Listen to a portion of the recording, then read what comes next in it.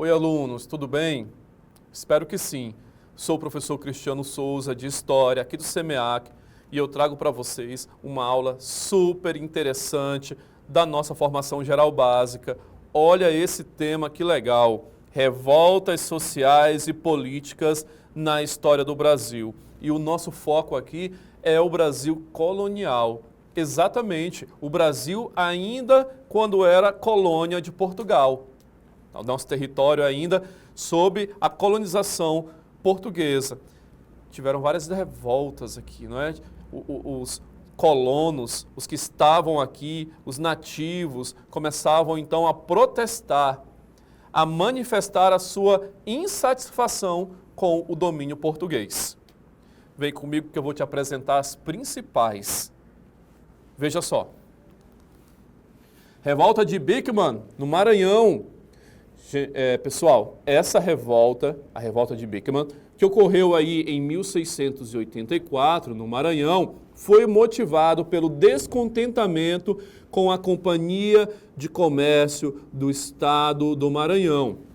Essa Companhia de Comércio, sob tutela dos portugueses, monopolizava os preços. E como você já deve saber, se há um monopólio, os preços estão elevados. Só pode comprar dessa companhia, só pode comprar desse local. Então, esse local pratica o preço que bem entende. Certo? Ok. Então, os irmãos Manuel e Tomás Beekman lideraram o movimento contra as práticas dessa companhia. Essa revolta demonstra a insatisfação local, a insatisfação ali do Maranhão, daquela localidade, com o controle econômico e administrativo da metrópole. Esse conceito você já sabe, não sabe? Metrópole. Quem era a nossa metrópole? Portugal. E nós somos o que de Portugal? Colônia. Então existe uma relação metrópole-colônia. Tudo bem? Ótimo. Efeitos dessa revolta. Nós temos aí uma repressão severa promovida pelos portugueses após essa revolta. A Companhia de Jesus, que era uma companhia aí que cuidava dos nativos, não é? Impedia um pouco a escravização compulsória, foi expulsa de lá e todos os líderes envolvidos foram executados. Isso, inclusive, virou uma tradição metropolitana no Brasil. Executar os líderes das revoltas de maneira, às vezes, até exemplar para impedir futuras manifestações. Como se estivesse mostrando ao povo, olha, não se metam contra a metrópole, não se metam com Portugal, porque o fim de vocês será esse. É uma tentativa de intimidar e prevenir futuras revoltas. Nessa perspectiva, pessoal, tivemos também a Guerra dos Mascates, entre 1710 e 1711. Foi um conflito significativo em Pernambuco. Os mascates são os comerciantes, tá? Eram assim chamados os comerciantes. Essa guerra opôs os senhores de engenho de Olinda, que até então era a cidade mais importante ali de Pernambuco, e os comerciantes de Recife, que nem vila era ainda. Só que ali, naquele momento, pessoal, esse recorte histórico aí, é o momento aí da crise do açúcar no Brasil, e Pernambuco vivia do açúcar. Era o maior produtor do mundo de açúcar. E os senhores de engenho, com a crise do açúcar, estão também começando a falir. E quem ganha espaço nesse momento são os comerciantes, ou os mascates de Recife. Então, as tensões derivaram das dívidas dos olindenses com os comerciantes de Recife e da ascensão econômica de Recife. Os senhores de engenho compravam muito dos comerciantes de Recife, mas os senhores de engenho, economicamente, começaram a quebrar devido à crise do açúcar. Se eles quebram, eles não pagam suas dívidas com os mascates, que são os comerciantes de Recife. E aí você já viu, não é? Quem vende quer receber. Quem tem que pagar não está pagando. Isso vai dar o quê? Conflito. Naquela época, isso vai dar conflito. Tudo bem? Olha só. A disputa refletia as mudanças sociais e econômicas da época. Recife quer ser reconhecida. Olinda não quer perder o seu status. Qual é o resultado disso? Qual é a consequência disso? Recife se tornou vila porque venceu a disputa e se tornou um importante poder comercial se consolidando na região e conquistou também a sua autonomia política. Por outro lado, Olinda perdeu a sua influência, marcando a ascensão de Recife como grande centro urbano e mais tarde a capital de Pernambuco. Já a coroa portuguesa interveio lá demonstrando controle sobre a colônia, inclusive apoiando Recife contra a Olinda. Nessa perspectiva também, gente, tem outra revolta, a Inconfidência Mineira. Alunos, ao contrário das revoltas anteriores, que podemos dizer que são revoltas nativistas, são nativas, são contra a pobreza, a miséria, um desconforto econômico local, a Inconfidência Mineira, ela já é o primeiro movimento que busca a independência. Por isso, a Inconfidência Mineira ela é chamada de um movimento separatista. Mas, professor, queria a independência do Brasil? Não necessariamente. O foco é Minas Gerais. Mas já lutava por independência, por república. E isso é um marco na história do Brasil. Acompanha comigo aqui, olha. A Inconfidência Mineira, que ocorreu em 1789, só um recorte histórico para vocês. Nessa época, na Europa, sabe o que já está acontecendo? A Revolução Francesa, o Iluminismo. Inclusive, o Iluminismo, que gera a Revolução Francesa, vai influenciar e muito essa Inconfidência Mineira. Iluminismo que já tinha influenciado a independência dos Estados Unidos. Mas, enfim, vamos seguir. A Inconfidência Mineira, ocorrida em 1789, foi uma conspiração em Vila Rica, Minas Gerais, contra a opressão colonial portuguesa e a cobrança da derrama. O que é a derrama? Existiam vários impostos e obrigações coloniais que os donos de minas, de lavras, naquela época, tinham que pagar à coroa portuguesa. Tinha, por exemplo, um tributo que chamava-se quinto. 20% de tudo que fosse produzido na região mineradora ficava com a metrópole. Então, tinha um quinto. Tinham as casas de fundição, onde o ouro em pó teria que ser transformado em barra com o selo da coroa real, e aí já era taxado também. E, ao passar de um ano, se a coroa portuguesa não alcançasse aquele valor estimado, os produtores tinham que pagar tudo que faltava de uma vez só. E esse pagamento de tudo que faltava para chegar na cota da coroa de tributos e impostos era chamado de derrama. E eles tinham que pagar de uma única vez. E a derrama estava muito alta, o valor dos tributos estava alto demais, principalmente em um período em que as minas já foram tão exploradas e a produção de ouro tem diminuído, mas os impostos continuam altos. Então trabalhava-se cada vez mais para pagar altos impostos na região mineradora. Com isso, figuras importantes, a mais importante delas, que foi Tiradentes, liderou aí essa revolta em Minas Gerais.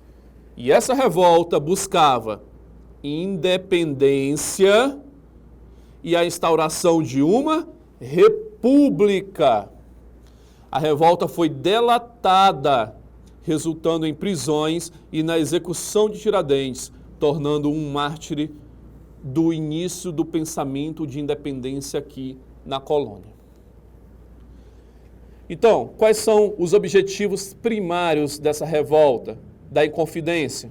Conquistar a independência da capitania de Minas Gerais, fomentar o desenvolvimento local sem Portugal e estabelecer uma república aos moldes dos Estados Unidos, aos moldes de que tinha acabado de ocorrer nos Estados Unidos. Uma outra revolta aí considerada separatista, a Conjuração Baiana, uma revolta aí já popular. A Conjuração Baiana, também conhecida como Revolta dos Alfaiates, foi uma revolta popular ocorrida em Salvador em 1798, com forte influência das ideias iluministas e abolicionistas. O movimento defendia a igualdade racial e o fim da escravidão. Como sempre, foram duramente e violentamente reprimidos. Pessoal, o que nós aprendemos, o que nós podemos visualizar, o que é importante que vocês pesquisem, se aprofundem sobre essas revoltas sociais e políticas do Brasil colonial. A revolta de Beekman, como mencionamos, no Maranhão, por conta do monopólio e os abusos da Companhia de Comércio e taxas abusivas. A Guerra dos Mascates, em Pernambuco, por conta de um conflito entre comerciantes de Recife e proprietários de terras de Olinda. A Inconfidência Mineira, uma coisa importante sobre ela, uma revolta elitista em Minas Gerais, por conta dos impostos elevados, com influência do iluminismo.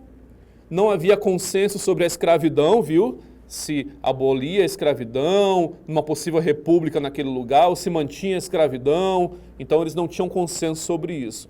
E a Conjuração Baiana, que também, assim como a Inconfidência, é separatista, mas que tem um contexto um pouco diferente, porque ocorre na Bahia, é uma revolta popular das camadas mais pobres da sociedade, com ideais republicanos, com um grande descontentamento social e que visava, com base nas ideias iluministas que estavam permeando a Europa e a América, buscavam aí a abolição da escravidão e a igualdade. Tudo bem, gente? Tem que se aprofundar nesses pontos, tem que se aprofundar sobre essas revoltas. É muito comum elas serem cobradas aí em grandes avaliações. Tudo bem?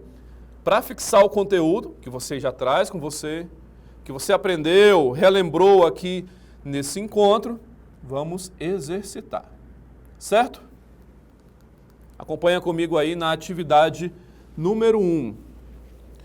No início do século XVIII, a cidade de Recife, que antes era subordinada politicamente a Olinda, conseguiu sua autonomia municipal.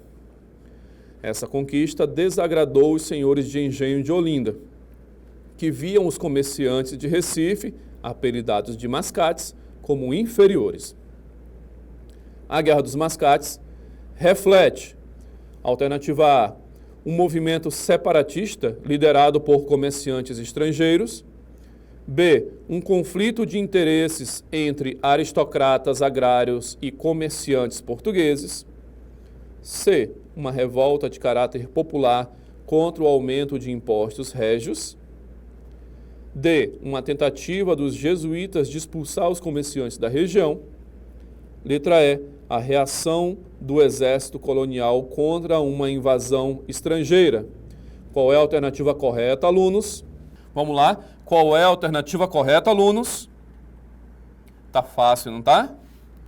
Olha só, a alternativa B é um conflito de interesses, um jogo de interesses entre os aristocratas agrários de Olinda, os grandes produtores de açúcar, senhores de engenho de Olinda, e os comerciantes portugueses, os mascates, que são de Recife. Ótimo, que bom que vocês acertaram. Vamos lá, atividade 2. Inspirado pelos ideais do iluminismo e pela independência dos Estados Unidos, um grupo de membros da elite de Minas Gerais planejou uma revolta contra a coroa portuguesa. A motivação imediata era a cobrança da derrama. Eu relembrei com vocês o que era a derrama, vocês já sabem. Imposto sobre o ouro não recolhido.